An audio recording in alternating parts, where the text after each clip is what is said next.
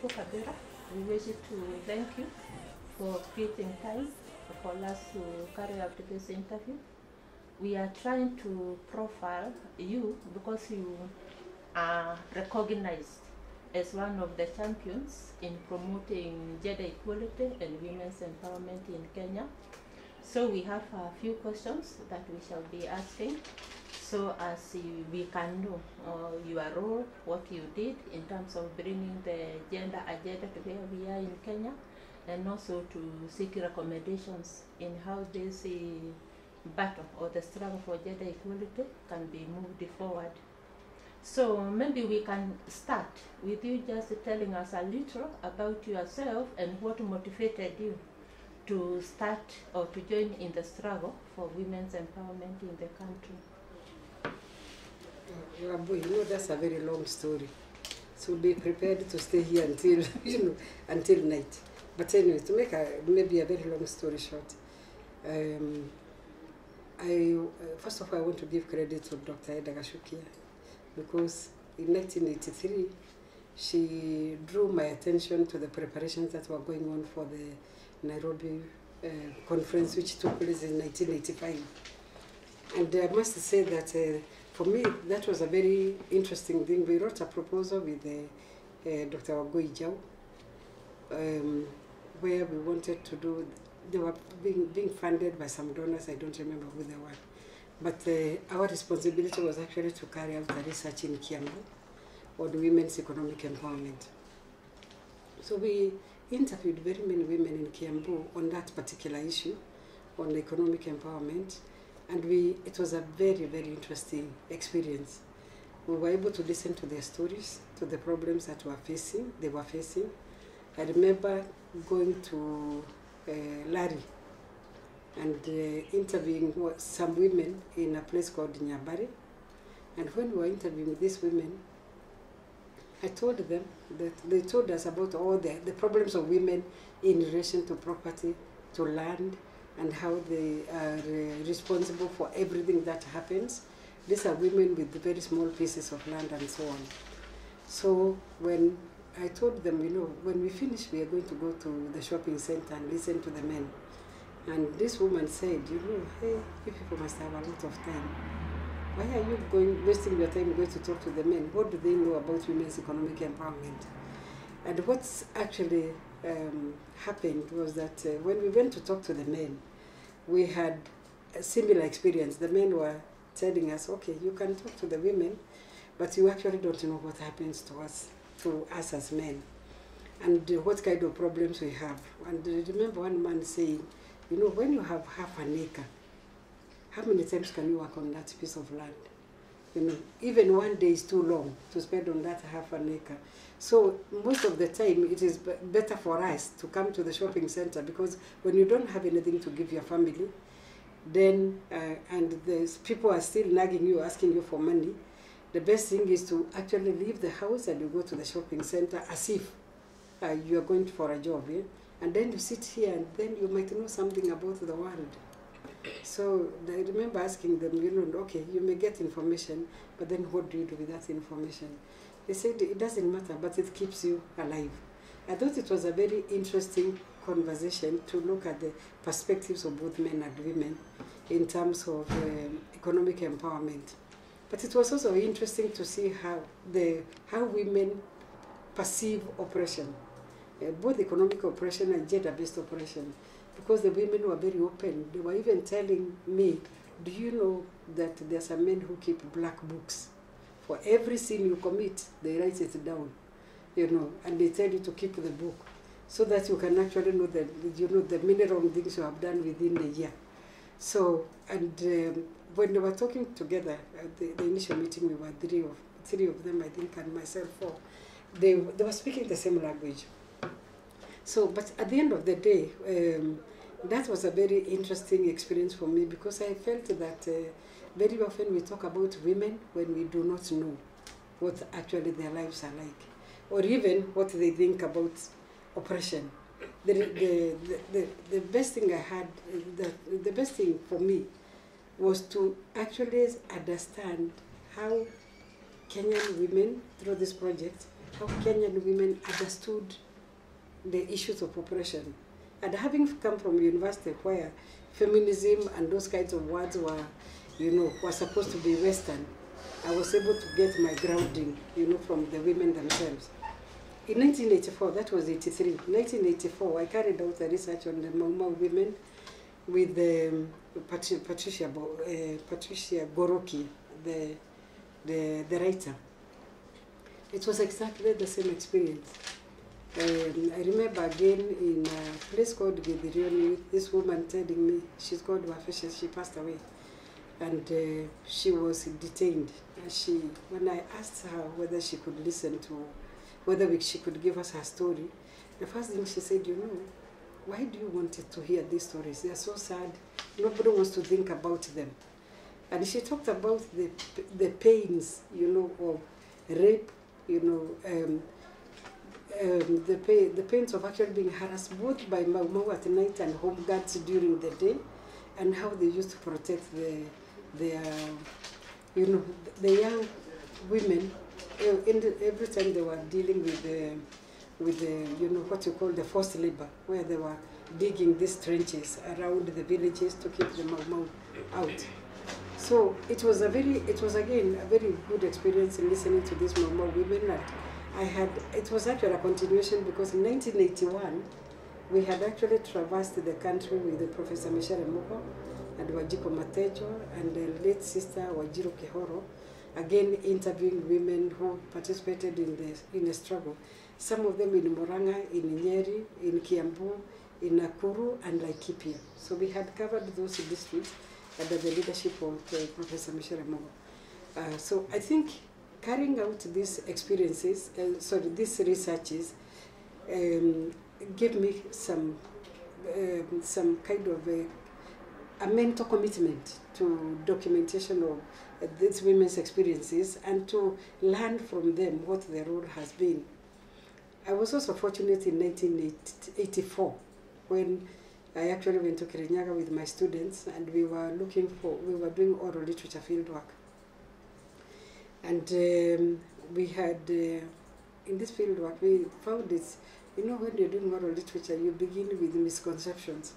You think that the oldest person is the one who has the stories, and everywhere we were asking for storytellers, we were taken to people. Either, I remember one of them could not hear, so we spent so much time trying to explain what we were doing. And the other one, interpreted these stories to mean her own story, and so on. So, in desperation, I actually asked school children when they were going home, do you know anybody here who can tell us stories? And then one of the children said, you see that woman there? There was a woman sitting by the roadside. That one can tell you stories. So we went, it was in the morning, it was around 10:30. So this woman, we went to this woman. She's called Waru Kenya. And I said to her, we were told you can tell us stories. And then she said, sit down. It was by the road with the students. Sit down, I'll tell you the stories. So I said, I can see a kiosk there. So can we buy you tea?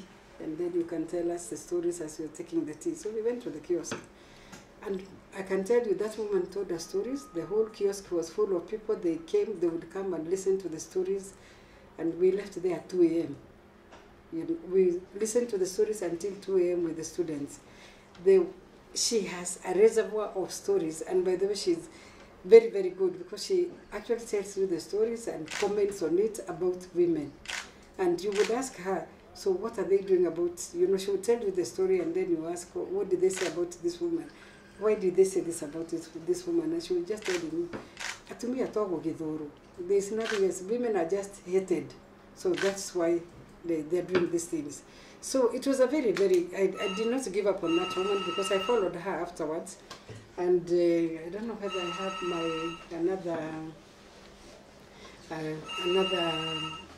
sorry, the cover, Nyabura, do you have the cover for Waru Kenya? Yeah, so eventually I continued visiting her because she's a very, very good storyteller. I came up with a book about her. It's called, I think I'll show you the cover of that book, this one, Reclaiming My Dreams. And it is a very good, it's a very, very good story. It's published by the University Press. I co-authored with Job Waiter, who is from Kirinyaga also. And I think it's a very, in a sense, if you read the stories of this woman, her own interpretation and comments tells you a lot about how aware the women have been about oppression. So for me, those experiences formed the foundation for me. So I did not, I remember one time I was talking to, just disconnect it, just, yeah, sorry.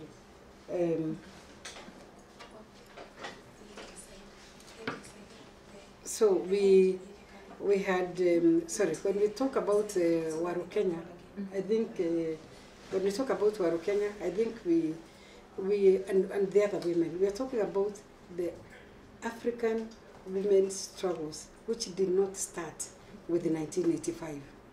We're talking about the women who have actually been very sensitive to what has been happening in their lives, which has been happening in their lives, and their own interpretation of the same. This woman, the one I talked about earlier, called Wafishe, who was a freedom in the freedom struggle. I talked to her about women's groups and economic empowerment at another meeting. And then she explained to me, we Nyakinyua women's groups have accumulated some, we started collecting money. We are the ones who have built the independent churches from collecting 1 shilling, etc., and putting in a mukebe, and then every time we collect on Sundays, one of the women would keep the money until they built the independent church in Lari. But she was talking about the Nyakinyua women's group, which I thought was very, very interesting story. She talked about all the land they have bought in the Rift Valley. Each of the groups each of the women in her group had actually more than 10 acres, but it had been out of a long struggle. She praised Yusuf Haji, the former PC, for listening to the women and protecting them from being exploited as they were buying the land, and that their office was open, to them. And then she said, you have no idea what this land has done for us. That is my piece of land, the 10 acres now in Mai Mahiu. And these 10 acres of land, when I say it is mine, it means, and I have recorded that somewhere, I think in our mother's footsteps, it means I can lie on it. I can, not the garagari, I don't know how you say that in English. I can roll on it if I want. I can just go and admire it, but I can also give 3 or 4 acres of it to my sister. That's what it means. And then she said, even this husband of mine, and he was there, he can't tell me to go, because he knows I have a place to go. Women were being sent away because they had nowhere to go. You go back to your father's house and you find your brothers, who have inherited the land, and you are a foreigner in that particular household. But now, if he tells me to go, he knows I will go and never look back, because I have my own home that I can, my own piece of land where I can build my own home. So I think it is, for me, I think most of the things I have been doing are based on those initial experiences, which are rooted in Kenyan women's experiences in the freedom struggle with the resources and so on. So I think that's where I'm coming from. Have I I think that is very informative. Maybe the other question is now, from now being motivated by now what the women told you, how did you get yourself directly involved in the struggle? First of all, by the way, when the 1985 Women's Conference, most of the work was happening in this office, the one we are sitting in. This was Edda Gachukia's office, and I shared with her the office. She was the immediate chair of the department, so she invited me to share this office. I used to be upstairs on the 3rd floor, and you know, during that conference, I shared the research findings, but what was more significantly, I got involved in the general planning, you know, assisting Dr. Gachukia in you know, the general planning of the conference, including taking care of Nita Baru. Nita Baru was actually the person in charge of the whole conference. Edda was in charge of the NGO council, and I think Matiba was the minister for culture at the time. So I was able to meet many of the women leaders at that time, but also participate in conferences. I remember, although I don't remember the name of this woman, who was an Egyptian lawyer, who gave a very, very powerful presentation about the struggle for women in education theatre to here. And she had been jailed and released, and came to the conference and was able to share this. There were many things that were happening in terms of a lot of exhibitions and so on. But from that particular moment, I actually started working more closely with Dr. Gachukia. But we also shared the research findings at that particular time. So basically, that is how I got involved with the Nairobi 1985 conference, the researches prior to that.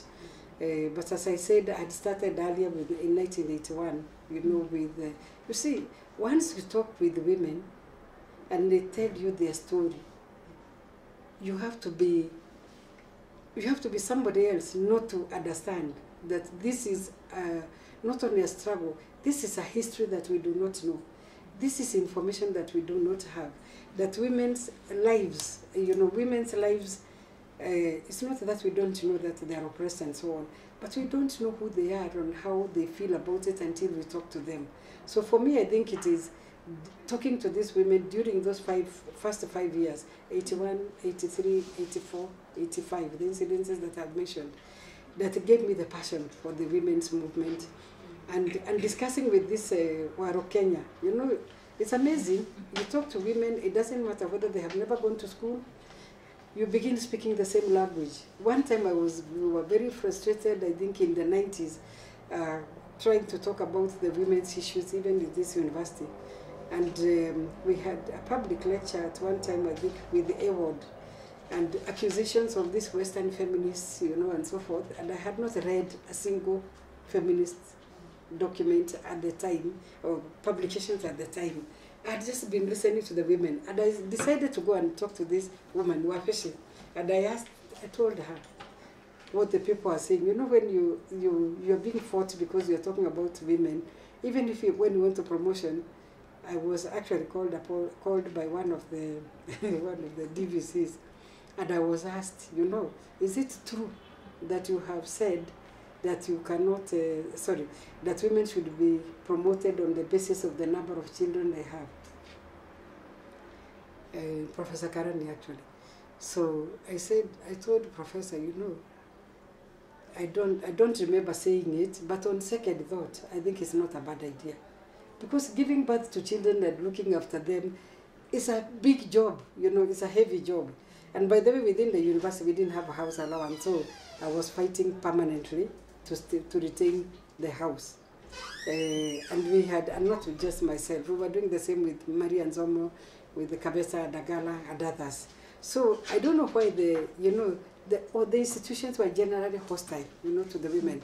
But let me go back to what I told Wafeshe. When I told her, you know, we are being accused of, of being influenced about the things we are talking, even the ones I'm talking to you, talking about the women being influenced from the West. And she said to me, so why did you go to school?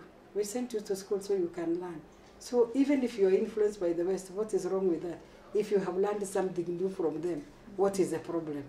And you know that now became my answer. And I have never forgotten, because you know, you talk with them and you realize how little you know yourself, even about women's agenda. They talk to you about their lives.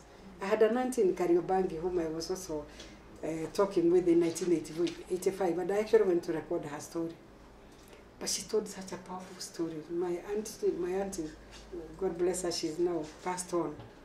She's one of those women who was in the struggle for independence. I've written something about her because she was very liberated, a very liberated woman. And so one day when she was asked, when the home guards plus the white askaris, you know, came to ask her to give the money from the mama, which she was keeping for them. She was a treasurer. So she said she would not, she didn't have it. And she was pregnant. And she said she didn't have it, and insisted she didn't have it. They beat her badly. She insisted she didn't have it. And then when she was beaten so badly, you know, my aunt was also a very strong person and dramatic too. So she removed her dress and she said, you know, I just want you now, pointing at the white man, I want you to shoot me directly through the stomach so that my child does not come into this world where you people and your home guards are. But then this man said, you know, she's mad. She removed her clothes. She said, yeah, and said she's mad, so we better leave her alone. But then before they left, he started beating her again. And then the husband said, why don't you give them the money? Then she told the husband, Gomeno. You devil. Just give it to them if you know where it is. So they started digging the house. They dug everywhere. Of course, you know, there are usually people who would tell you what is going on. So she had already moved it and kept it with another woman. So they dug the whole house, but they did not get it. But she also ended her marriage with, you know, from that day. And she came to Kariobangi, and that's where she was living when she was telling me this story.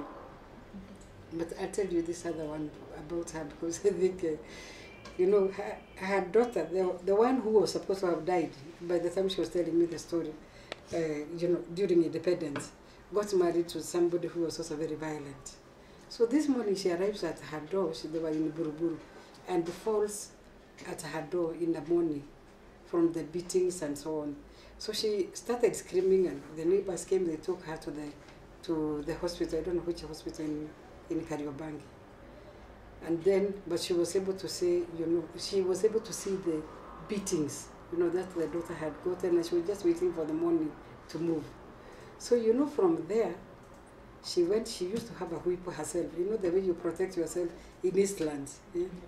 Because you don't know who is going to open the door, and they are wooden doors. So she just took the whip, went straight to Buruburu, and walked into the bedroom. The man was comfortably asleep. She threw out the blanket and whipped him until he screamed, and the neighbors were trying to come and help him.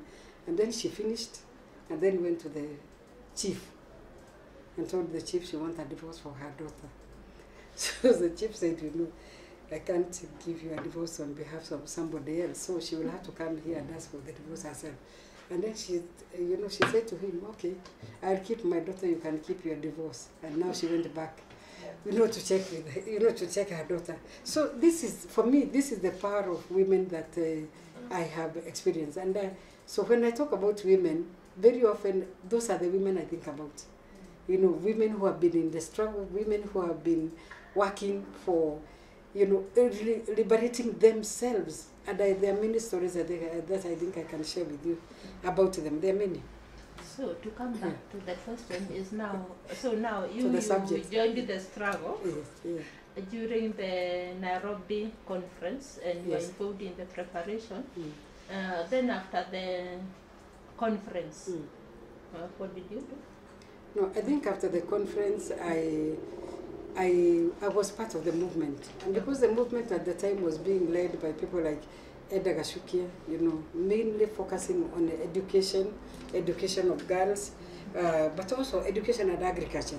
Because the next book I read, by the way, was Achola Palace, Women in Agriculture. And I actually thought it was a very, very powerful book.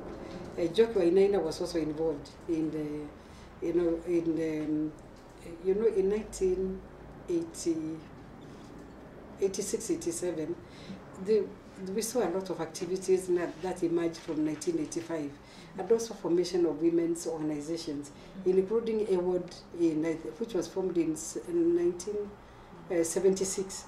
But I actually think that the chapter came into Kenya was started after 85. I don't know, among the people who started this award was Achola Pala, and I think Maria Angelique from Nigeria, and now I forgot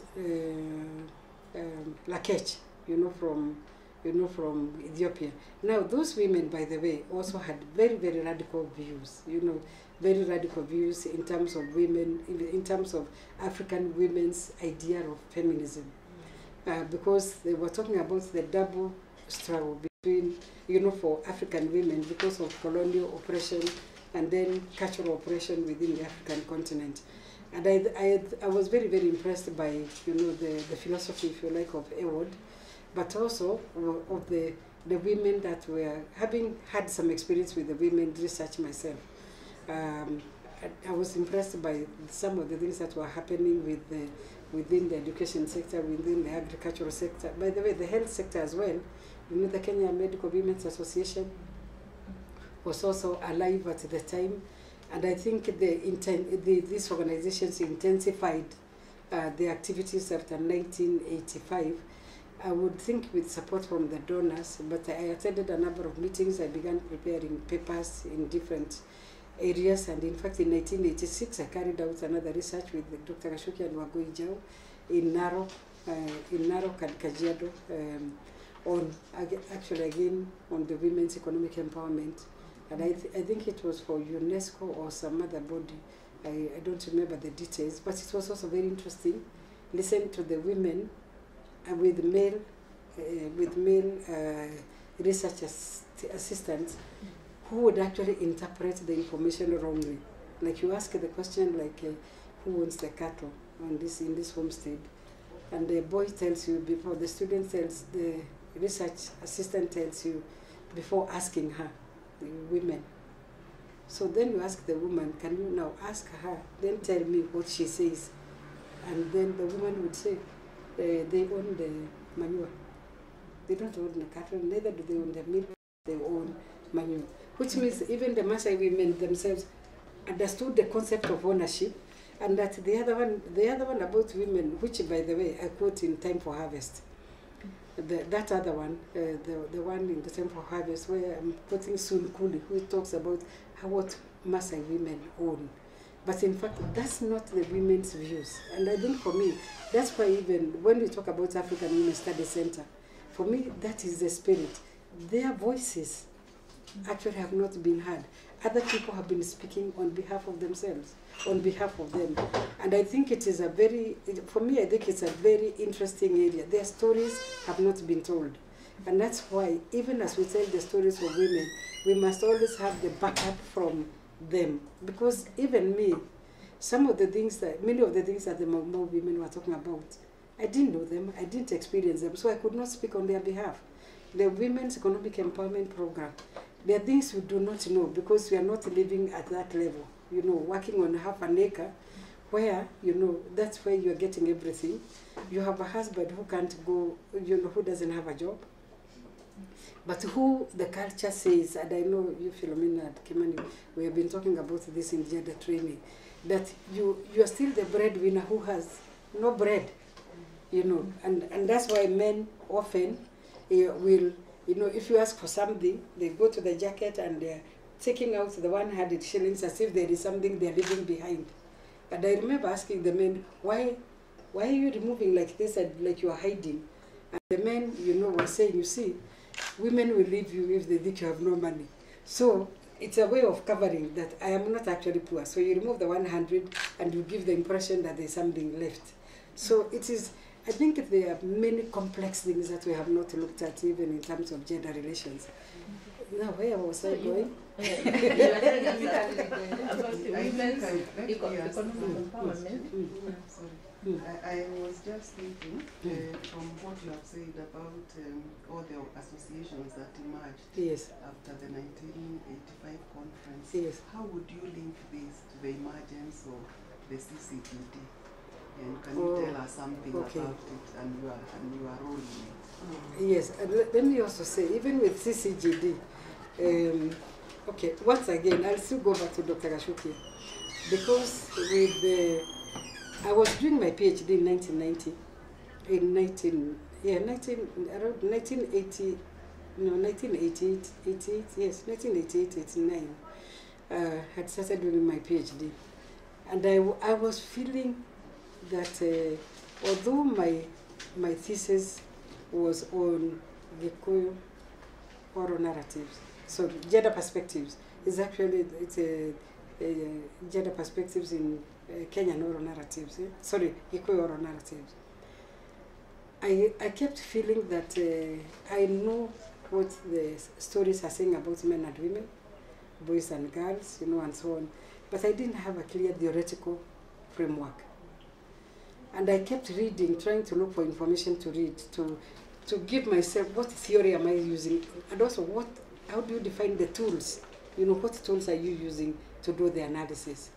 So at this point, Edda told me, I think it was 1999 there, that there's a workshop which is going to take place in Nyeri, and she had given my name to be invited. It was about gender training. It was just called gender training, and it was actually being done by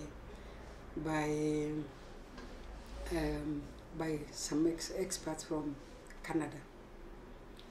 And so I wanted to go specifically to see whether I can get a framework for doing the analysis of the narratives that I had collected for my PhD, maybe 1999 or 1990. So I was told it's being organized by Femnet. I had attended a few meetings of Femnet, but I was not on the list of the people that were invited to go and do gender training.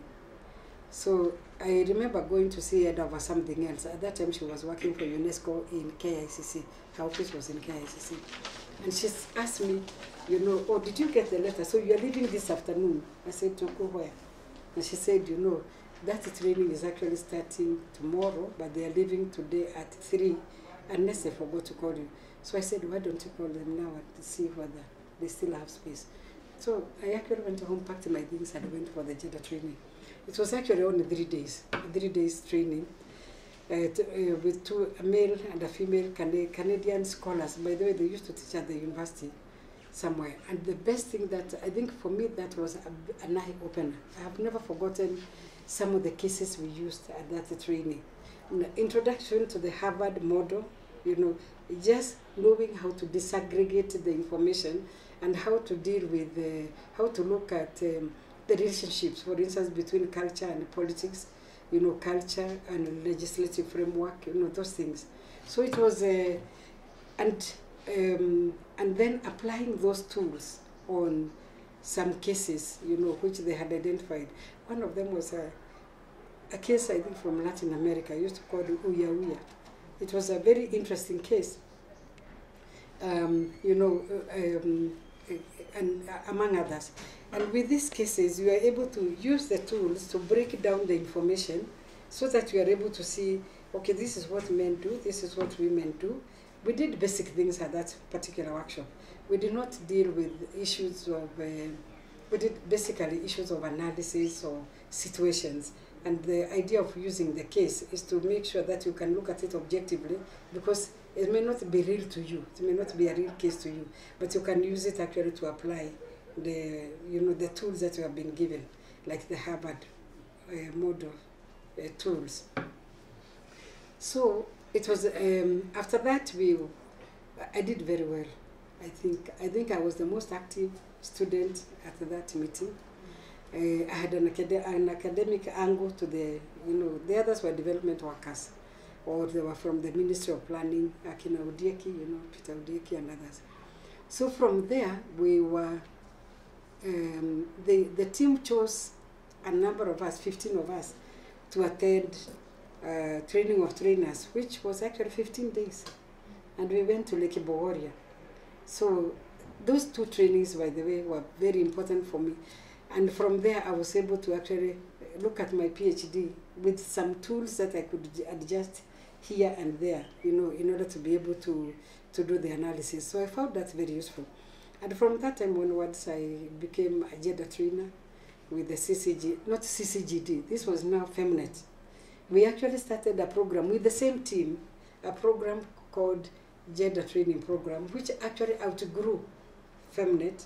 And with this team, because Femnet was actually a communication body, and there were some problems because it's a regional body, and it was looking like the Kenyan team was actually, it was becoming like the program, you know, for Femnet. It looked like it was better for us to actually start the program itself as a separate unit, and we started the CCGD. Now, when we moved out, the only thing we had, and that's why I love skills, the only thing we had was skills. We didn't have money. We had, I was with Sarah Wajohi, the late Sarah Wajohi, Machete, Odieki, this man from KU, Abagi, Eda, Rose Shege was also a part of it, Miruka, I think among others, but those were the central. Miriam Gashagu. Miriam Gashagu was also in this. So we actually got together, we applied, and at that time, you know, applying to be registered, you could not be registered. Yeah, Rosemary Gestacho also. Yes, Rosemary Gestacho also came in, and Wajama, and Lea Wajama.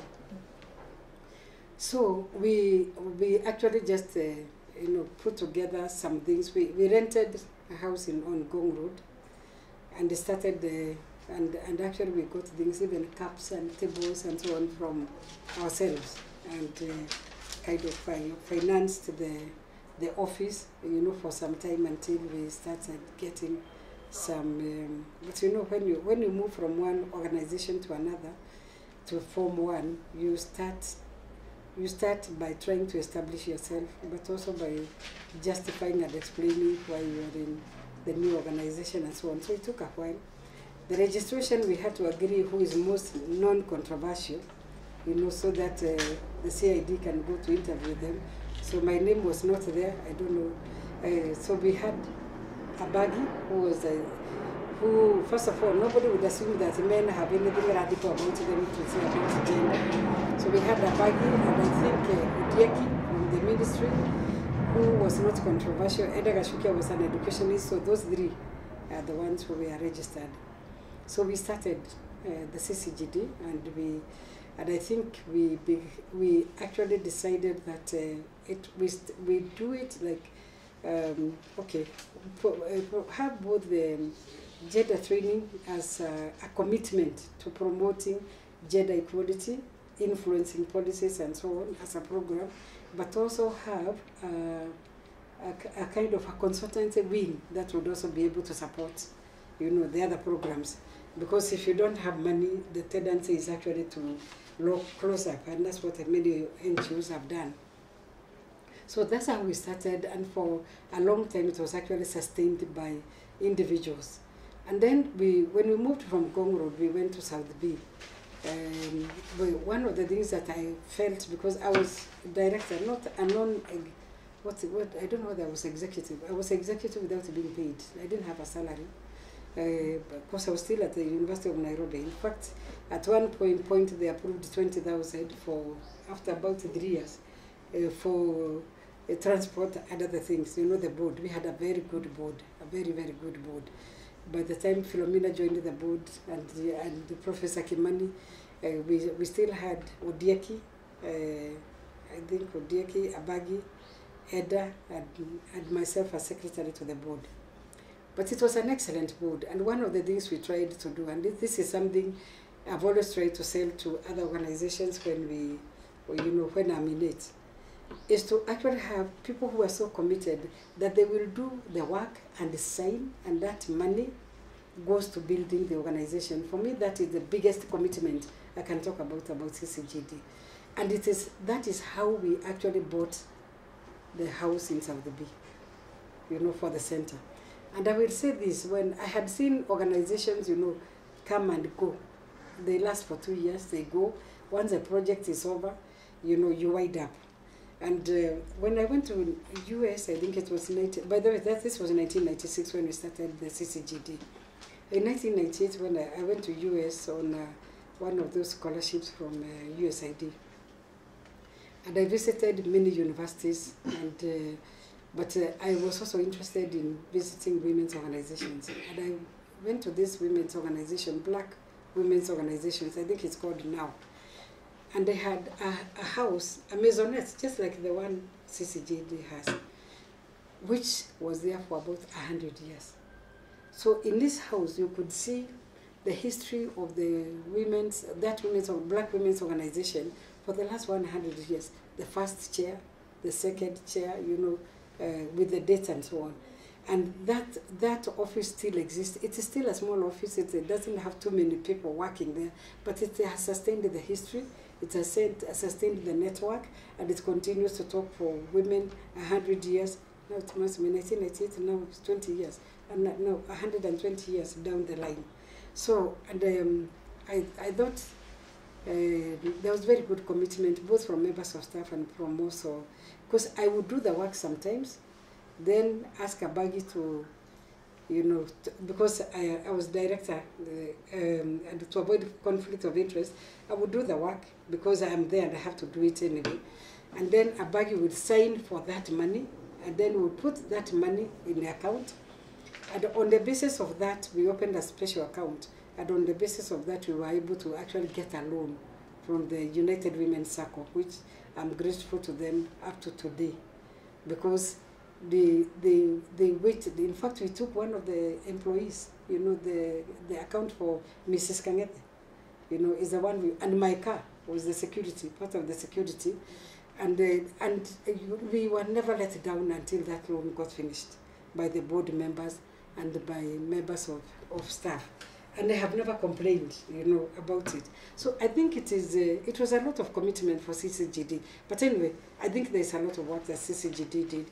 One of the major things for me about the CCGD was realization that we keep talking to women about even political participation as if it is because they do not know, that they are ignorant.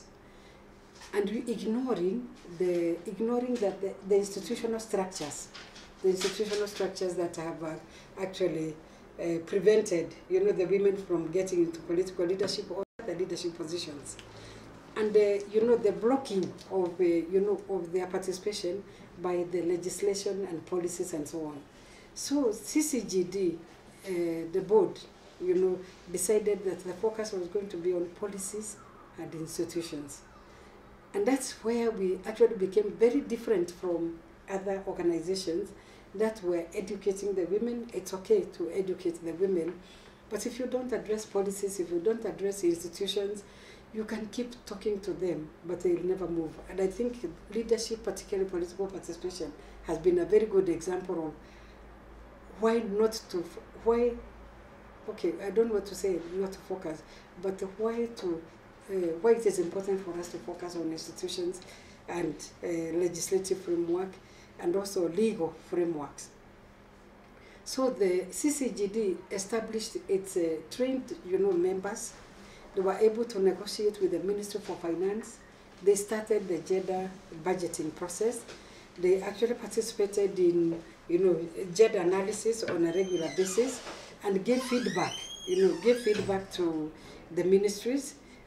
We actually were the first ones to actually look at it and say, why are we taxing women for something which is for biological, you know, makeup? You know, for instance, why are we taxing women? You know, things that have to do with breastfeeding, you know, the sanitary towels, you know, and so on. Some things which are being taken up for granted, they were not there. They were not there before. So I believe that CCGD played and continues to play a very major role in terms of policy development and so on.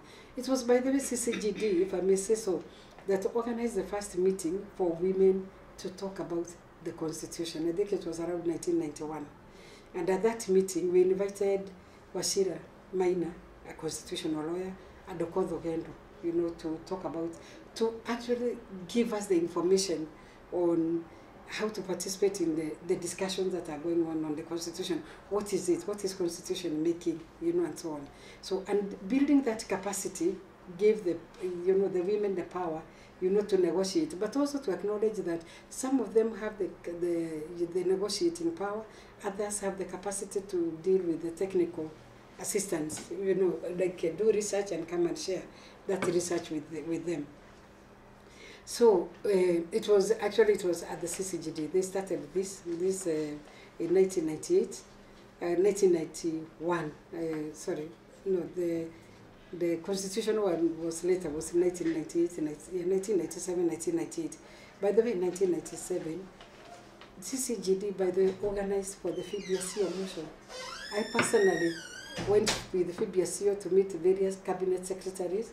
We prepared the materials from Gong Road in that small office which was not funded because we had started in 1996 and this was 1997.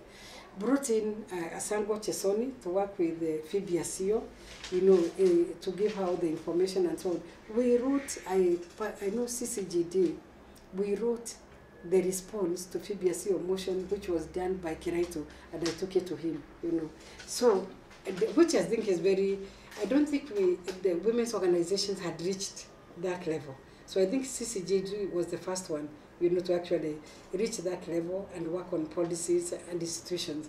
We also started working with the political parties because political parties are the vehicles through which women were going to participate in these elections, in the elections and so on. So we were able to work with Henrich Ball, I think Wanjiku Bogo at that time, and Jacinta Mahoa used to be in Henrich Ball.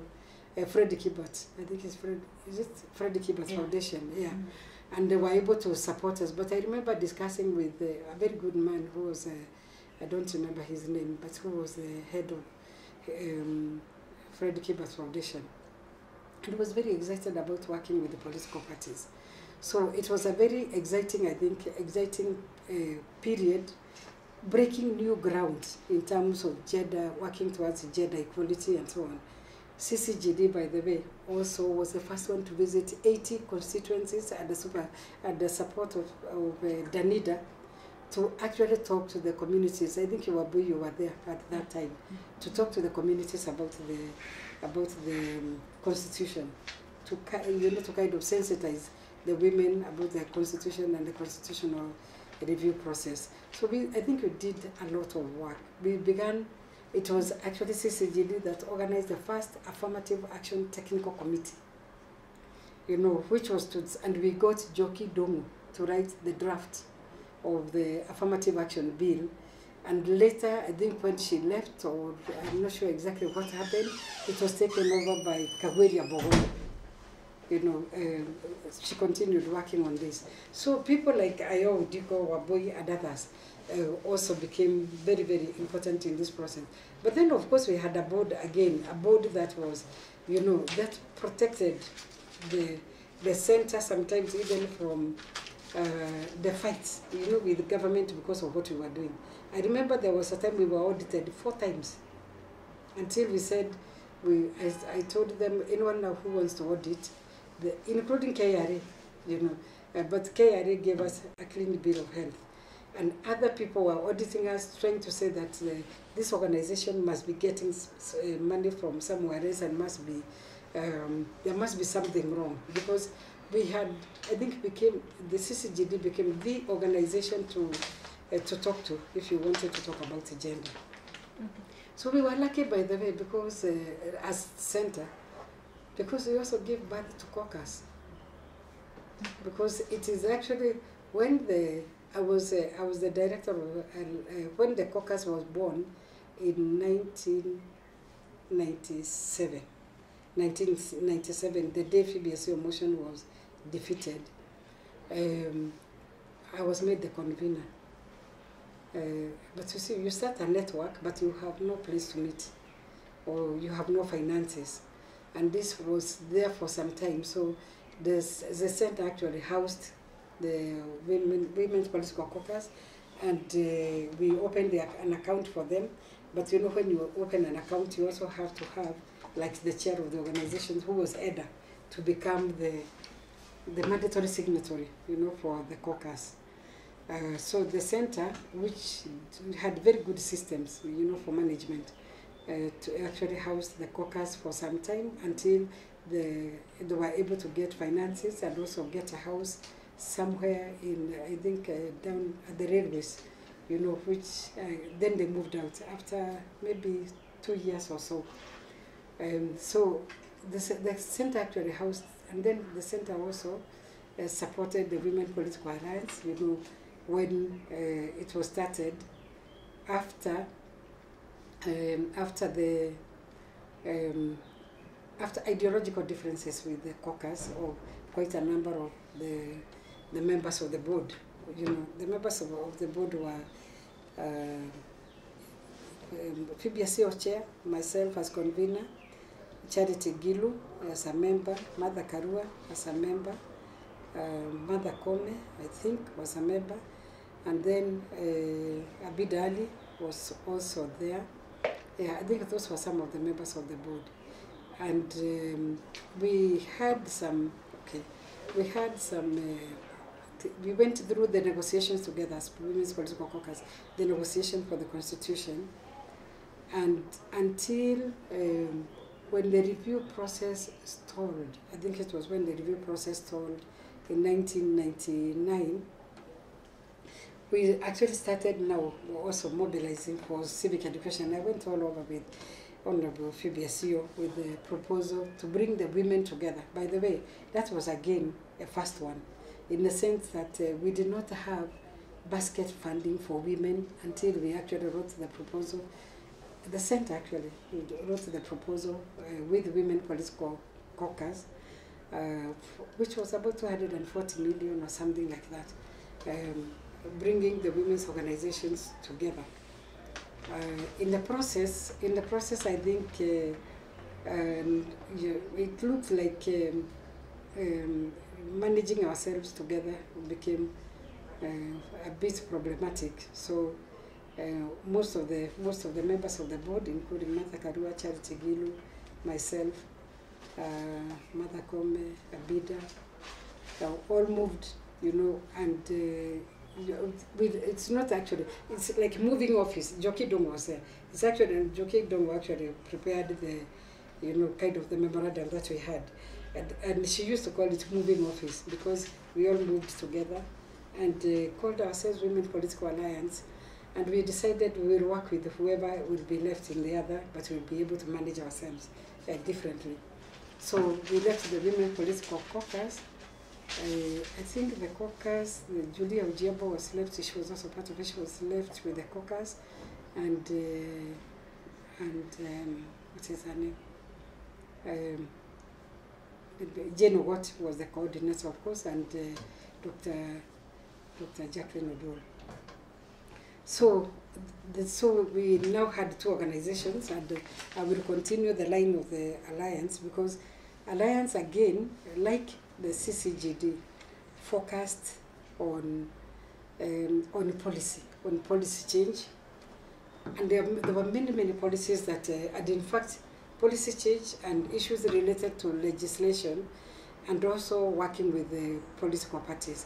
It was, you know, Alliance, and the good thing about both Alliance and Caucus was that they were actually political organizations.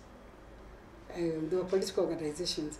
Incidentally, while CCGD was registered by the NGO Council, the Alliance and the Caucus could not be registered by the Council. We were actually registered by, what do you call it, society, what's it called? It was registered as a trust. It was registered as a trust, but it was the Societies Act, which was actually under the Societies Act. And it's to make sure these people do not get anywhere, because we were not ready. So he would actually take them around in circles, then the time would run out, and we have not made decisions. So then we would say, now we can consult and agree what we are going to do during the next meeting. It was a very interesting kind of process. But it was, we are good negotiators, yes. If I ask you a question in regard to the Summit Committee, and you say women were able to negotiate the 5 out of the 12, the outcome of the committee, because it seems it is of great importance to women's struggle. Why was it so important for the women? No, you know, this is, by the way, related also to what we talked about, Women to Political Alliance, Political Caucus, CCGD, that, you know, if you are not where policy is being made, you know, you can only be begging. Because if you are outside the legislative framework, you know, you have no claim on your participation at that particular level. If you don't have allocation for commissioners and for the people at the grassroots level and at the National Assembly, you know, expecting other people to speak on your behalf was not going to be the direction to go, you know, in terms of constitution making. So it was very important. By the way, there are many things that we can talk about. Like I said, you know, this is a long story. I'm still in 1999. And you want me to come up to, you know, so it's not even halfway. So I know we need to finish. But I think that was, it was this understanding that this is a policy document, it's a legislative framework, and we have to be at the center of this framework, and we have to have the minimum representation at all levels, you know, in order to have that critical mass that will make a difference in the constitution review process, and even in what was going to happen at other levels, and even in the negotiations. So that was very, very important, that we have the critical mass, and we struggled for that. We managed to get the 30% at the district level, where we agreed that it will be 2 men and 1 woman, you know, district representatives, you know, for the National Constitutional Conference. We managed to get that at the 3Cs, which is the constituency constitutional committees. We managed to get 1/3 there. We did not manage to get 30% at the National Constitutional Conference. I think we ended up being around 25%. Again, so at that level we did not manage the 30%, but we had very powerful women, and the beauty about this is that we were also selecting the people. We did not also manage to get 30% in the commission, because I think we were 7 women out of 27. So yes, there was Phoebe Asio, Kabesa Adagala, myself, Nancy, Alice Yano, those are 5. Abida, yes, Salomon Mwigai. So we were 7. 5 of us. We were going to be 5 from the Ufungamano, but after the process stalled, and that's what Mwangi wanted to know. After the process stalled, there were other negotiations. That's how we lost the 1/3, which was supposed to be in the first legislative framework. And the legislative framework has to be changed again after other negotiations, you know, after the process stalled. It was very interesting, because when we were still at Bomas, you know, even in Kandu now, women have become so important, such important negotiators, that they were being asked by other stakeholders. I remember Kamodo calling Phoebe and myself to discuss how to derail the process. So we were asking, so now what do we have to gain if we derail it ourselves? And, you know, he said we can think about it later, but we said, but we will stay with the current constitution. He said, yes, but we'll find ways of doing the constitution at a later stage. But then, you know, so we went and we were discussing with the Phoebe, and we were just saying, there's nothing on offer, you know. We had learned how to, you see, if we had been told they would do minimum amendments, then you could think about it.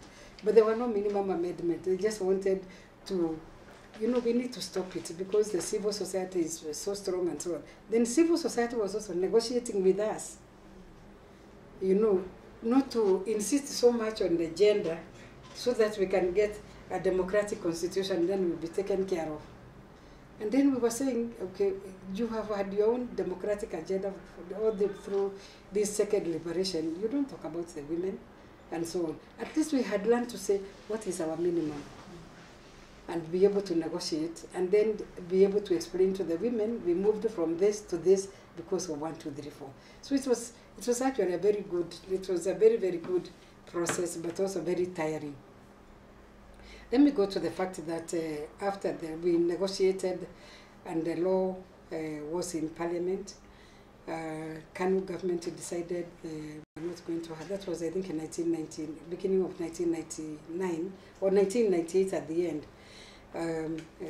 The political parties were supposed to divide 13 seats among themselves. And then women were getting 5, that makes it 18. I think we had some seats for the civil society groups, I forget how many, but I think the total was going to be 25 for the commissioners. So when the process was told, because Kanu refused to participate in the negotiations, and the other parties they would not accept, I forget the number that were being given by the other parties and so on. So for a number of months, nothing was happening. The law could not be passed. It was going to be redone. Now it looks like other parties, apart from Parliament, were taking over the process, and therefore they wanted it to be renegotiated.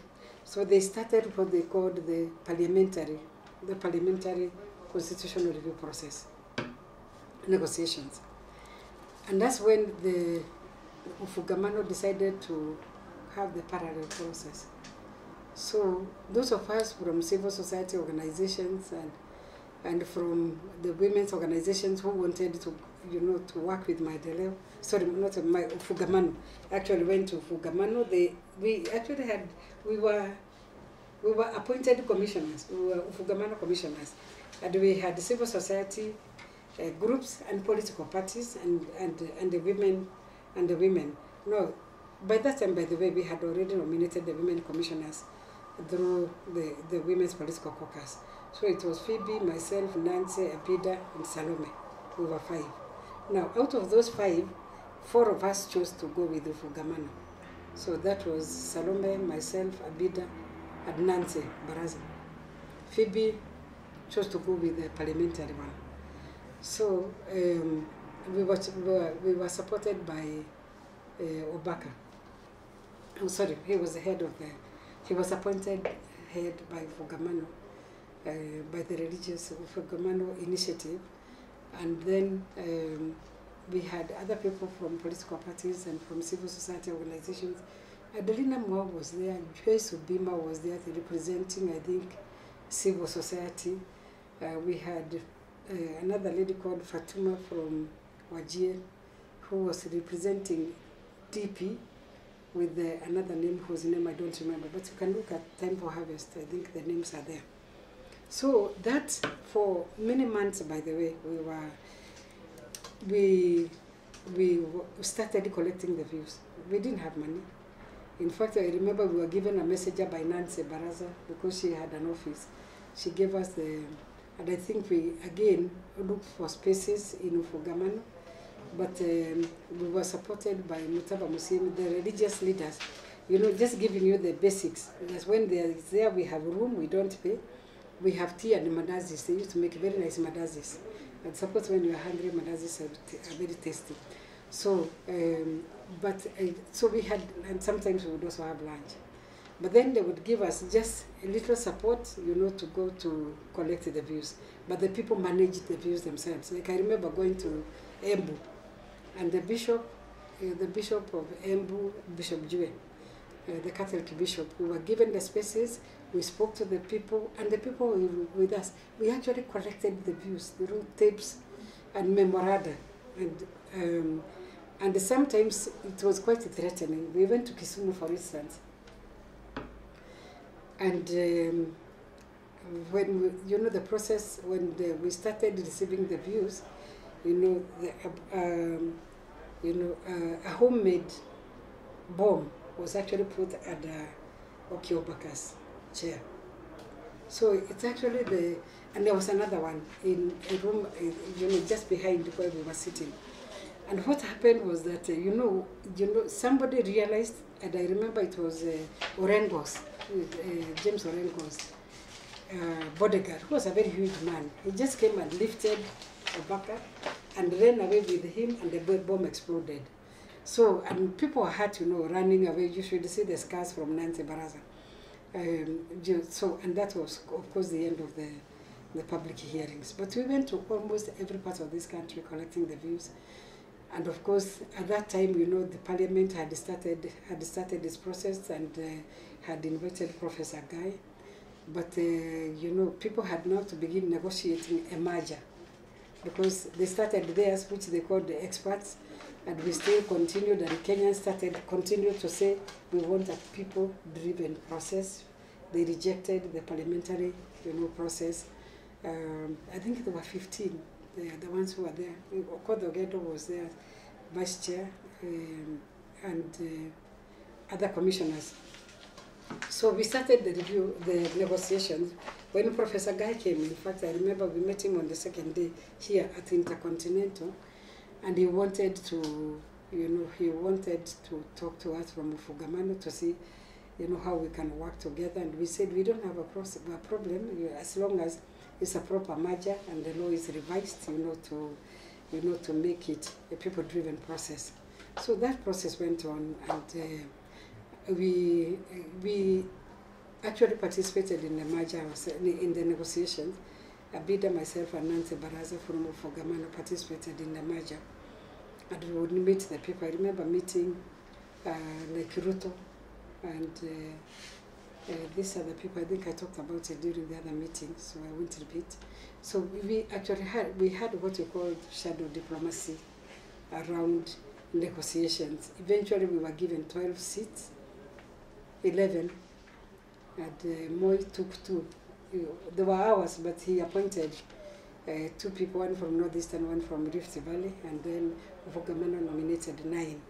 So, and the 4 women who were there went from the women's organizations went, were nominated by Ufungamano to go now to the merged process. Okay, and that, and then the review started. So, have I covered? You're covered very well in terms of that. But now, so that you can now bring us to the Constitution and the gains, what would you cite as unique achievements? Throughout that, the negotiations and the struggle, so that now you can bring us to the document itself. Oh, okay. Let me say that, okay, now we have gone to the commission. Yes. So one of the most important things that again happened at the commission is that we started with Obaka, because Guy, I think, was sorting out his time in the university where he was. So we began putting down the structures, which were very important structures for the review, using now the revised law. And as we, so a lot of civic education was carried out. I was actually chair of mobilization, and we made sure the women's organizations, by the way, were also funded to carry out civic education like everybody else. One of the most important things was to make sure that when the constitutional committees are being constituted, that they also propose women who are very strong at that level, who are able to take care of the women's interests. And this was very important, because it means that the women's organizations were able to themselves build their own capacity. Whether we are talking about Maideleo, Widows and Orphans, Women Political Alliance, Women Political Caucus, Coalition on Violence Against Women, Kenya League of Women Voters, all these organizations were very, very much involved in civic education on the Constitution, and we were able also to facilitate that through funding from the Commission, and the women in the Commission, were able to make sure that the women themselves women's organizations are actually given the money like everybody else so that they can carry out of civic education. And what was very important about this is that women's organizations, national women's organizations, now working with community-based organizations, they were able to set the agenda for women at the grassroots level. So when the commissioners went to the grassroots level, women were talking about affirmative action like it is drinking a cup of tea. You know, at every constituency hearing that I attended, there was information on women talked about affirmative action. Of course, they will talk about many other things like socio-economic rights. We have no water, education, food, everything else. They will talk about all these things. But affirmative action was always on the agenda. And I did some analysis in the commission because Gender Commission was also, by the way, Gender Commission was also proposed at the grassroots level. You can be sure that's again the civic education from women's organizations. And I'm saying this because I think this is so important, understanding that women's organizations and the women's movement are the reason why the Constitution is what it is today. It's something that I don't think we can actually take lightly. Yesterday, by the way, Parliament defeated the CCGD bill, you know, on the implementation of not more than 2/3. The Senate defeated. It's the second time they were discussing it, and both times they could not raise quorum. But I was asking, how come they were discussing it and the women did not know? Did you know? You didn't know. So that's the problem. Now, the National Assembly has tabled the same motion through other people, what we call Duale Bill 1, and I think there was also, I don't know whether they finally tabled the Duale Bill 2. They were able to stop the tabling of although it had been tabled, but it had not gone to the next stage. You know, but you do that and the women don't know. This is, I think we have, in that way we have actually lost the power of the women to influence legislation. It cannot be that 4 times it has been defeated in both the houses, and you know the way to defeat it, like now with the Senate, is just to absent yourself. They're saying that some of the women were not there either, you know, at the meeting yesterday. And I even called Keraito. You mean you have done this again? You have actually now also defeated the CCGD bill. And they said, and he said to me, I told you that, didn't I tell you not to bother with this? I'm not the one, by the way, who was putting the bill. But he said, didn't I tell you not to bother with this? Nothing is going to happen. Now it is time for elections. We can talk about other things next year after the elections. Although there was a time limit for them to do this, they are not worried. They don't care. They don't believe that they are threatened by the Constitution saying that we should have 1/3 and therefore next parliament will be unconstitutional. They have been able to survive with it these 5 years, although it was unconstitutional. So I think it is, I think we were talking about the Constitution and about the date. Now I have gone in a different direction. But I think there are many sides to this process, and sometimes you take one side and we don't have time to discuss all the different areas. But I think the 1/3 women's representation in appointive and elective positions, you know, okay, we have gains. We were hoping to get more. The Constitution has it to a certain extent, but the mechanism, and that's why I really used to like Okoth-Ogedo. Okoth-Ogedo would say, let us make sure that we have a method of implementing what we have said. But by the time the committee of experts were dealing with it, Okoth was not there. Because I don't believe he would have agreed that we say Article 27, not more than 2/3, then you come to Parliament and you know it is not going to happen. Because that's actually, or even both Parliament and the Senate, and you don't have a mechanism of implementation. It was not an oversight. I believe, like Margaret Thatcher says, you know, to win one battle, you may have to fight many battles, you know. And that is one of the things that I think we have about this not more than 2/3 rule. We have spent 5 years, we have tried, we have not succeeded, but it's not a battle that people should give up. it is still our constitutional right. And we must, I think we may have to think about going back to strategies that women were using to demonstrate their power, to these people and find ways of dealing with it. We have not involved for the last 5 years, although these efforts have been going on, women have been outside the discussion. I still remember I'll go back to my auntie, the one I was still living of Kariobangi.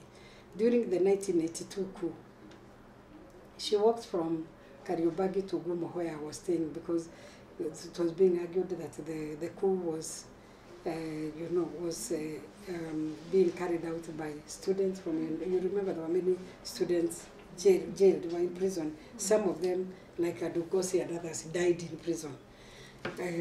And the Air Force. So I remember when she came to the house, she asked me, "Oh, you are okay?" I said yes. And she was walking, the whole town was full of soldiers and so on. We didn't have mobiles at the time, so she couldn't call. She had to come physically. So she said to me, "Why did you people expect to win? Why did you expect to overthrow the government before you told us?" That was the question, I said, I wasn't sure we were the ones who were overthrowing the government. That's what we had been told, that it is you at the universities, at the Air Force that wanted to overthrow this government. But we have not had, I've even asked my neighbors, did they know? Nobody knew you people were planning to overthrow the government. You can never do it until people know and they support you. That's why you have failed. That's what she was. Well, I listened to her, but she said, that's why my mom won. That's why you won in Mau Mau. We knew if you entered my house, I would have known by the way you were talking whether you were Mau Mau or not. We had ways of communicating. And you had been coming to my house. You didn't communicate with me, and I would have communicated with other people, and we could have agreed to overthrow the government. But you can't do it if you don't tell people what you are doing. So I thought it was a very interesting. So I'm just saying now, giving the same analogy to the defeat of this bill 4 times in one, 4 times, but twice by Senate and twice also by, the National Assembly. But we didn't know. Nothing like that was happening in the Constitution. Even as the discussions were going on in Parliament, the different drafts were being debated, and affirmative action was being removed. The women's organizations were sitting, waiting for comments from people in Parliament. So we would actually communicate with them through text messages. Now we had the mobile phones. And Gil would even get out and say, this is what they are proposing, what should we do? By the way, even for this provision, I remember talking to Beth Moko when she was in Naivasha, and we were saying what they are proposing. And I said to Beth, why can't you look at the strategies we have been looking at to make sure that we have 30%? And she said, now we have to increase the constituencies. So I said, okay, if you're going to increase the constituencies, why don't you increase them? Instead of having 80, why don't you increase 40, so that you also make sure by 40, and for those constituencies you can have the twinning system, which is a man and a woman. Then you have 80 members of parliament in addition now, and then you can say the balance would be, through the nominations or whatever it is.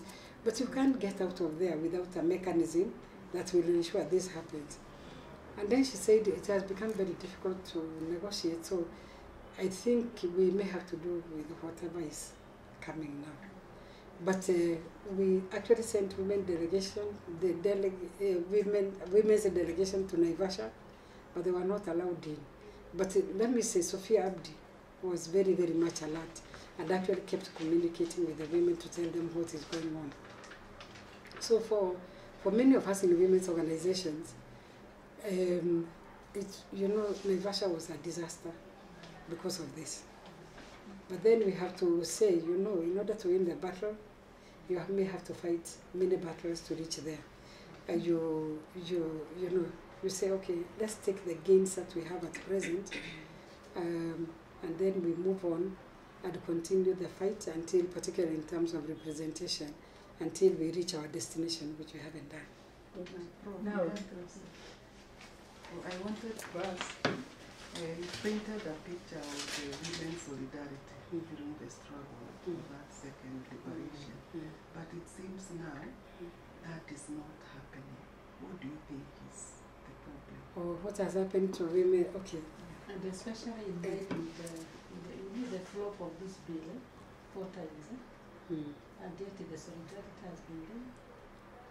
That's why we need to know we need now to know exactly what is happening, because if we don't get these 2 guys bill through, it will be a disaster, because that is what will make us now reach where we want to reach. When we have number of women in the parliament and in the local government.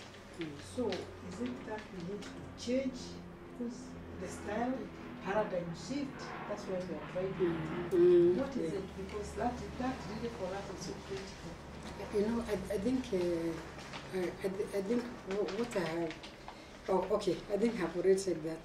I think the battle is bigger than the current women members of parliament think it is. It is bigger than what they think. I don't think they have appreciated the level of lobbying and the struggle that the women have gone through to even get the current gains. And I'm saying this because I know when the Duale bill was being debated, the women, I actually sent I sent a text to Duale. And I know many of us sent text to members of parliament and so on. And the women parliamentarians were telling us to leave it to them. We are the ones who know these people, we are the ones in parliament, and we will be able to handle them. Personally, I think they have not understood the complexity of issues of, ideology, patriarchy, and the power struggles, the gender-based, power struggles. I think they have not understood them. They are also using strategies that the women's movement didn't use before. For instance, bringing these members of parliament to a dinner dance so that they can talk to them. We use a different strategy. And that's why, for me, I think the power of the women, and for me, the power that that makes me say what I say, is the power that I have gotten from the women at the grassroots themselves. What I'm doing, we are in tandem. We are actually, we may be speaking English, but when you begin speaking about gender-based oppression, you are actually speaking the same language. It is like you are at the same level. And I think you have to have that conviction to be able to move forward with the proper changes, particularly legislative and legal changes in our own society. The institutions have not changed. Parliament has not changed. Political parties have not changed. We have entered the master's house, but we have not actually changed the culture, the ideology, the system, even the way they conduct themselves and so on. This one has not changed. And until that happens, the battle will have to continue, and they have to use the women's power to try to get what we are looking for. Now, these last 5 years, as I said, the women were not part of it. I've just told you, I was actually shocked. I got a national alert that the CCGD bill was being tabled. We knew that you were not going to get anywhere if you are depending on yourself and a few of you in parliament without the men seeing the power behind you. They have ignored that power behind them.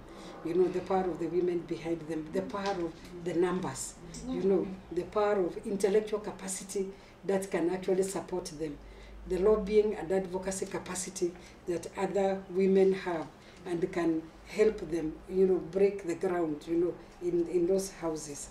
So I think it still has to be forced. Let me go back to the question that was also raised by Philomena. I think what happened after the Constitution, donors also found space within government, to work with government in different ways, including public prosecution, the AG's office, in all areas, including devolution and and so forth. It's like they, you know, they occupied the spaces that both civil society and women were fighting for.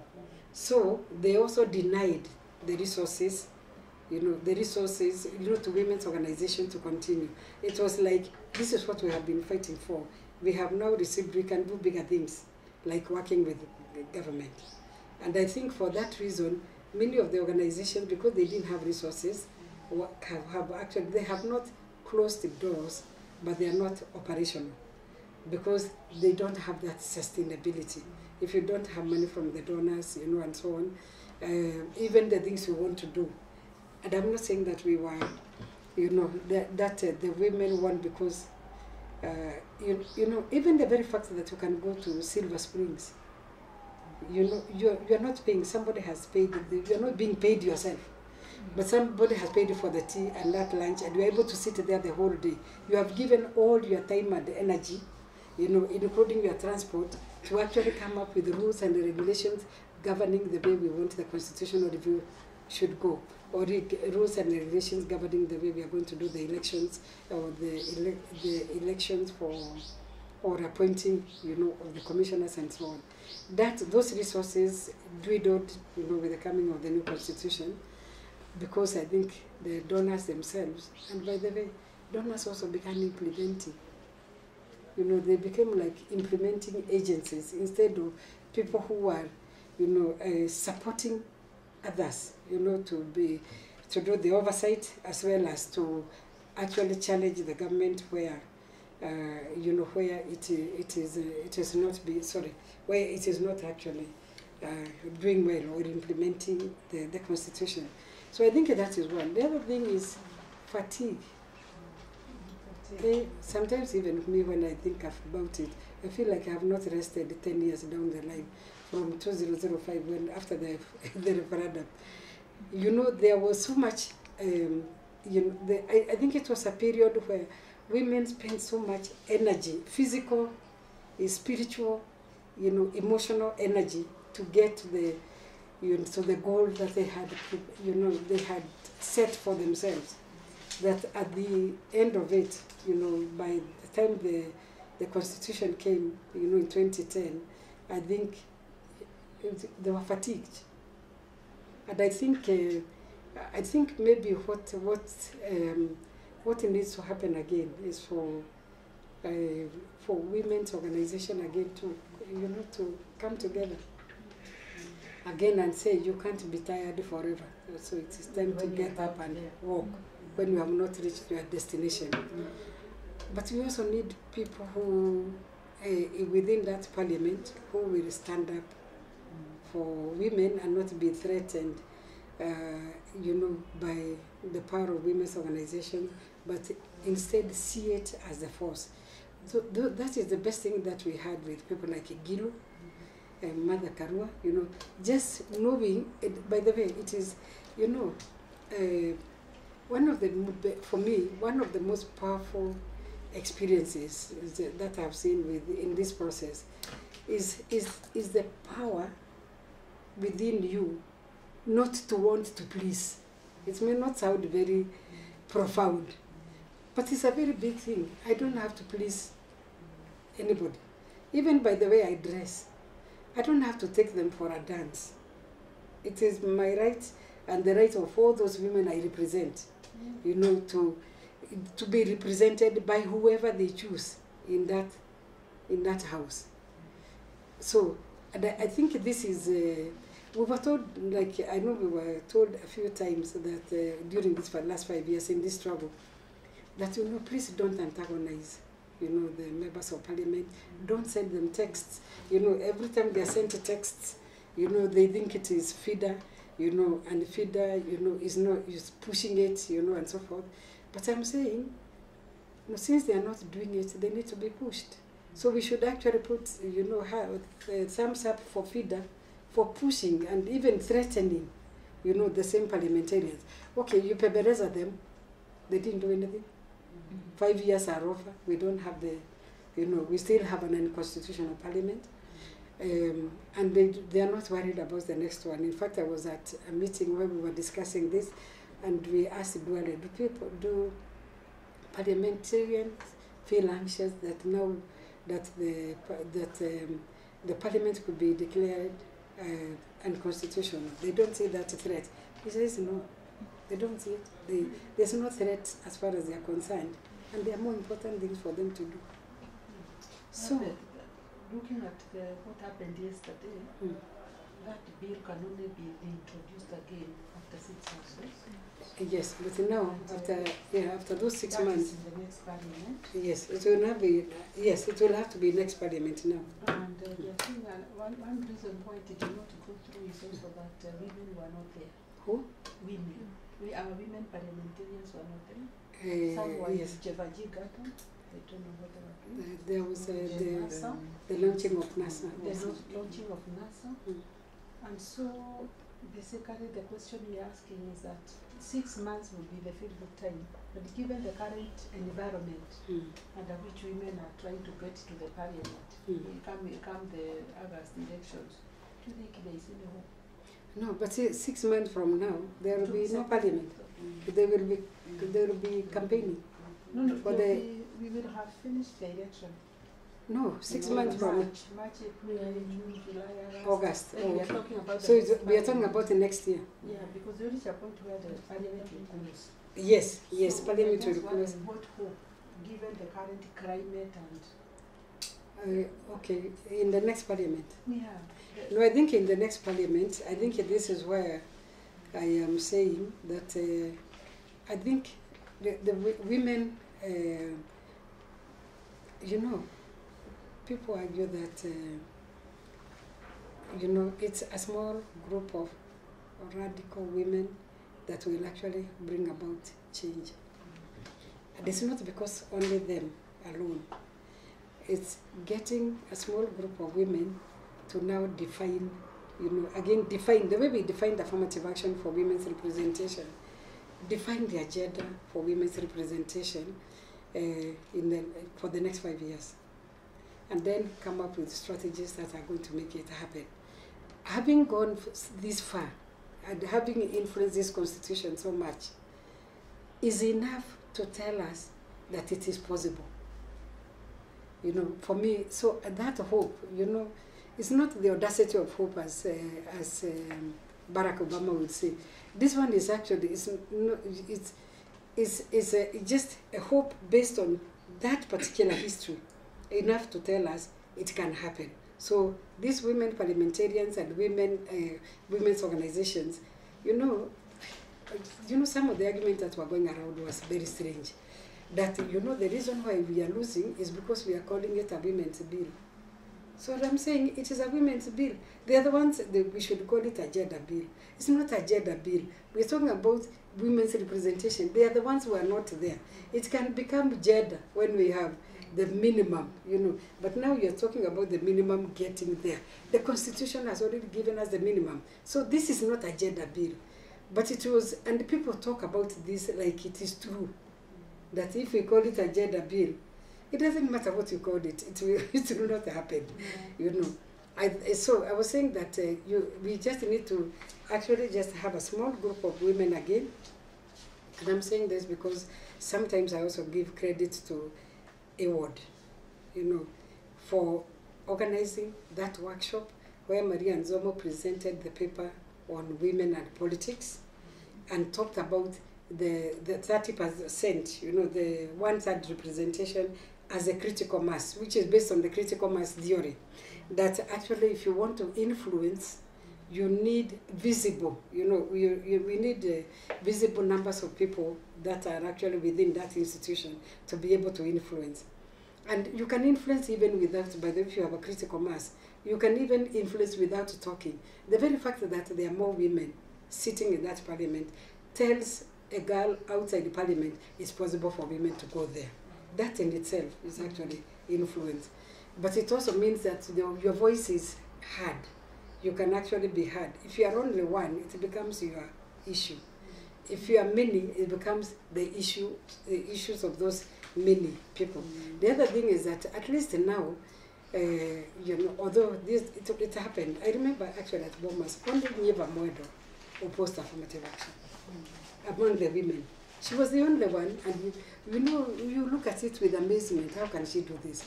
How can she stand and actually oppose affirmative action? So, and of course, you know, we have issues of class, you know, and so on. But I think we will need as re-strategizing, not necessarily. It's probably will be 2 or 3 other people from Parliament, you know, and a few in the women's organizations to actually sit and develop the agenda and say our agenda is this one. And we don't have to please anybody. We don't even have to please parliamentarians. Even if you please them, they laugh at you. You invited them for a dance, for a dinner dance, so that you can talk. Who is talking when you are drinking? You know. So you stop those domestic negotiations. You know. I mean, we used to say you have to go through the wife. Why? You know, you mobilize enough power to go and talk to Uhuru or whoever is the president. You go and talk to Uhuru, like we started doing. We will go and Moi was difficult, but at least we could talk to Saitoti, we could talk to Mwai Kibaki, we could talk to Raila. Yes, and all we needed to do, if we are not able to get him on the phone, then we'll ask Aida, where is Raila? Do you know where he is? And then she would just say, he's here, talk to him, you know, if he's in the house. So then you talk to him and you ask for the appointment. So I think we must move away from, you know, the domestic negotiations, because it is both our right and it is important for this country. It's important that the women are there. We have been talking about this, that culture is going to change, legislation is going to change, focus is going to change, budgeting is going to change. If we have women, and there are also women who understand that they have to be themselves, not the fake selves. You know, the ones that culture has actually, you know, created. If we are ourselves, I think we can actually make a lot of changes. And literature has shown that that has been going on all over the world. Yes. So, okay. So, yes. Thank you very much. So we are so grateful. Okay. Maybe what you can give us, you have given us a lot of information in terms of the strategies, or even moving the agenda forward. And maybe we can ask for your parting shot in terms of this struggle. Women movement and women parting shot. No, I think I want to say that this is a very interesting journey. It is tiring, but it is very interesting, and sometimes it also makes you happy to see change happening. I also want to say that I believe that we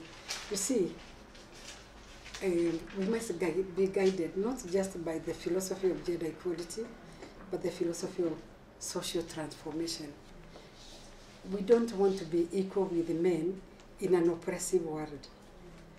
We do not want to be equal with men, you know, where the class differences, you know, also continue to kill the lives of, even if we are 50% women in that parliament, 50% women and 50% men, and we have people who are going to bed hungry. That is not a society I think women are looking for. So we must also be guided by social transformation. And that's why I talked about changing the institutions, changing legislation, making sure that we are moving towards transforming our society so that both men and women, you know, are happy within our own societies, and they are able to utilize their own potential and are able to lead lives of human beings. Who wants to see somebody die, you know, because they have no food? At least I believe that no woman wants to see a child, irrespective of whichever group they belong to, dying. We want a society which we can say we are happy. My visit, by the way, sometimes to Western countries makes me feel that we must have our values right. When you don't see people in the streets, you believe that they must have shelter somewhere. When you see that the food is affordable in those countries, you know that the people here, there are some who may have a lot of money, but nobody is going to bed hungry. Everybody is dealing with the basics. When you see that if you don't have a job, And me, I don't have any apologies in saying that if you don't have a job, there is no shame in getting, the government support. I know you'll be told that that's not what we should do, but you are better off getting the government support than dying of hunger. So I think we must move towards moving together the agenda of gender equality and the agenda of social transformation, so that we are able to transform our own country. Like this country, we are rich. If some people are getting salaries worthy millions, why should anybody die anywhere in this country? It means there is money. The inequalities actually have to be dealt with. And I think as women, we must take that agenda. I know we have been saying that sometimes, if you take too many agendas, you might lose all of them. And that's why representation has been a focus on. And that sometimes you have to push it. And probably that's why we have also been able to get this far in spite of the obstacles. But I think we must also keep it in our mind that you enter that parliament, it is a male parliament, it has a male ideology, the policies are like this, and the women themselves who enter there, they must know that they are not going to be able to destroy the master's house using the master's tools. They must have new tools of transforming that parliament so that it becomes more receptive, not just to the women, but also to asking themselves, why are we giving ourselves so much money as take home, because we have been there for 5 years, when we have Kenyans who cannot have 2 meals a day? How can we actually have these kinds of salaries when we have 7.1 million Kenyans, as our research showed, who go to bed hungry? So we must continue moving with the two battles, gender equality and social transformation, where the social transformation is our ultimate destination. I think I've been there. Thank you very much. Okay, now I'm tired.